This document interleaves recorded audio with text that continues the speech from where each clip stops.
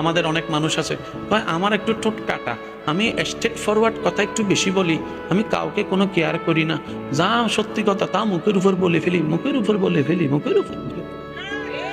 কারো ইজ্জত যায় কি যায় না খেয়াল করে।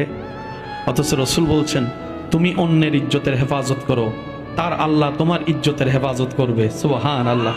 কারো একটা টাকাও যদি হক থাকে, সে যদি মাফ না করে, তাহলে আপনার জান বের হতে কষ্ট হয়ে যাবে বেশি। এটা বের হতে চাইবে, মানুষের হক যদি থাকে এটা একটু ক্লিয়ার করে ফেলেন। কারণ আল্লাহর হকে মাপ পাওয়া সহজ, বান্দার হকে মাপ পাওয়া কঠিন। আচ্ছা, আপনারা অনেক সময় বাদাম, ওই যে চানাবুট বাদাম বিক্রি করে, মামা 5 টাকার বাদাম দেন, এটা অর্ডার দিয়া ওই বাদামওয়ালা যদি ফ্রি করে দেয় তাহলে বাচ্চা গেছেন। সে যদি মন থেকে না দেয়, এই একটা বাদামেরও হিসাব।